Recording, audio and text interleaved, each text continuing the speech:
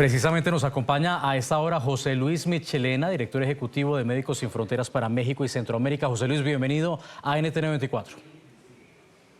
Muchísimas gracias a ustedes por el espacio. Buenas tardes. Buenas tardes. Médicos Sin Fronteras ha estado alertando sobre estos lanzamientos de ayuda humanitaria que, insistimos, ha reanudado Israel y también parte de la comunidad internacional desde este viernes. ¿Por qué son inconvenientes?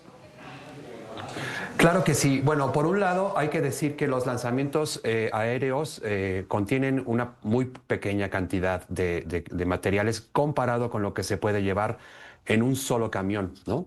Estamos hablando de que en los últimos días se han distribuido por ese medio aproximadamente el equivalente a 2 camiones, ¿no? Y siendo que del lado de las fronteras con Gaza hay aproximadamente 6,000 camiones en espera, ¿no? Entonces, por un lado, pues es una situación muy costosa y que no cubre las necesidades que podrían ser cubiertas a partir de los camiones. Por otro lado, estos lanzamientos en muchas ocasiones caen en zonas habitadas y, como sabemos, gran parte de la población en Gaza en estos momentos está viviendo en estructuras muy débiles o incluso en tiendas, y eso los pone en riesgo. Además de que cuando caen, mucha gente, pues obviamente, y por la desesperación que tienen, se abalanzan y se producen eventos de violencia. Y por último, estas distribuciones en muchos casos pueden caer en las zonas que están ahora designadas por Israel como zonas restringidas, militarizadas, con lo cual al acercarse a estos envíos que caen, se arriesgan a que sean atacados y baleados por las autoridades israelíes.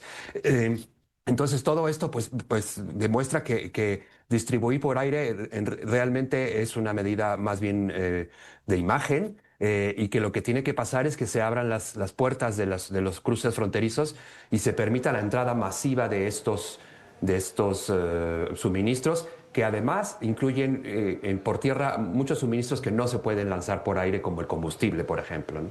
Pero vea, no solamente es Israel el que ha estado lanzando esta ayuda, también por vía aérea otros países europeos se han unido. ¿Cuál sería el mensaje de Médicos Sin Fronteras para ellos? Definitivamente el llamado es que los países europeos y los países más involucrados directamente tienen que hacer presión para que Israel abra las compuertas y permita que todos estos más de 6,000 camiones que están del otro lado puedan pasar y se puedan distribuir estos alimentos. Ojo, no estoy diciendo que lo que pueda distribuirse por aire vaya a ser despreciado por las personas, pero no es no hay una justificación logística para hacer estas entregas por aire cuando hay camiones y se pueden distribuir de mejor manera, de manera más organizada y con los componentes que realmente se necesitan, y sin poner en riesgo a la población. Israel también se ha defendido de las críticas por esta presión que le ha caído encima por la situación humanitaria en la Franja de Gaza, y ha dicho que mucha de esta ayuda está represada efectivamente, pero que no está represada por su culpa, y ha llegado a sugerir que esta ayuda ha sido incluso acaparada por Hamás. ¿Eso es cierto? Definitivamente no es cierto. De hecho, incluso las autoridades norteamericanas han desmentido que jamás esté acaparando la ayuda que logra entrar. Lo que sí es cierto es que Israel tiene un bloqueo formal desde marzo, a partir del cual limita la entrada de camiones, y que ahora pues brevemente ha dejado entrar algunos, pero estamos hablando de que lo que debería de estar entrando son entre 500 y 600 camiones por día. Y en este momento las cifras que nos reportan son entre 80 y 100, con lo cual es una gota en el océano de necesidades. Pero definitivamente no se puede decir, y eso ha sido desmentido por organizaciones de Naciones Unidas y por las mismas autoridades, que Gaza esté haciendo algún tipo de acaparamiento de esta ayuda. Lo que sí está pasando, y es perfectamente comprensible, es que ante la desesperación de las personas en las últimas semanas, muchos de estos camiones son asaltados por la gente desesperada que trata de coger lo primero que logra en los primeros minutos después del cruce, y eso es perfectamente comprensible, pero se regularizaría si se logra reinstalar el sistema de distribución que tenía Naciones Unidas, el sistema de Naciones Unidas, y al cual la gente le tiene respeto y le tiene confianza para garantizar la distribución adecuada de los suministros. Esta ayuda, han advertido, sigue siendo insuficiente, lo dijo Naciones Unidas. ¿Qué tanta más ayuda hace falta? ¿Qué elementos requiere la población allí en Gaza? Por supuesto que en este momento no es suficiente. Hay que tener claro que las necesidades son inmensas y abarcan absolutamente todo. Obviamente, en este momento la emergencia más visible y más grave, podría decirse, es el tema de la alimentación. Y hay que decir que ahí hace falta, sí, harina, como lo que se está distribuyendo recientemente a partir de la mal llamada Fundación para Gaza, Fundación Humanitaria para Gaza, pero también hacen falta, por ejemplo, fórmula para bebé, alimentos terapéuticos listos para usarse para atender a las personas y los niños, sobre todo, que están sufriendo malnutrición, que no pueden ser tratados con alimentación regular, sino que tienen que ser medicamentos más clínicos, digamos, para atender ese tipo de desnutrición. Y falta, digamos, en términos de suministro o de aspectos básicos para la vida, faltan pañales, faltan toallas femeninas, faltan jabón, falta pasta de dientes, todo lo que permite, obviamente, tener a las personas una vida digna y asearse y mantener a los niños limpios. Y por otro lado, lo que también falta es todo el aspecto de suministros médicos, que implica desde gasas. En este momento nuestros equipos incluso están alargando el tiempo en el que se hacen las curaciones de los heridos porque no hay suficiente gasa, pero estamos hablando también de insulina, de analgésicos, de anestesia, de combustible para echar a andar los refrigeradores, los quirófanos, las máquinas de diálisis, las incubadoras, las máquinas de esterilización y suero, falta de todo. Entonces, en este momento lo que está logrando entrar es completamente insuficiente y por eso insistimos en que se debe de permitir la entrada masiva de camiones para subsanar todas estas necesidades que abarcan todos los aspectos de la vida en Gaza.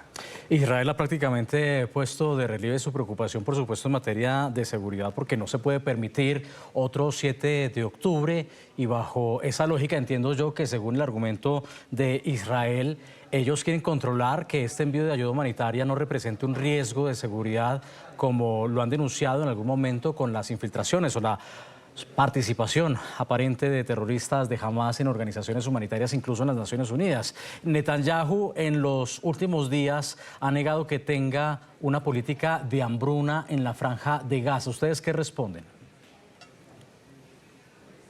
Nosotros respondemos que Israel está usando el hambre como arma de guerra y instrumentalizándola para fines militares. Detener el ingreso de alimentos es un crimen de guerra y lo están haciendo sistemáticamente. Y hay que decir que las autoridades israelíes, claro que supervisan cada camión que logra entrar. Se les pide a todas las organizaciones que ingresan material que descarguen todo del camión en el que viene, se inspecciona todo y se cargue en otro camión que está dentro de la franja de Gaza. Ese proceso de inspección por camión puede tomar horas.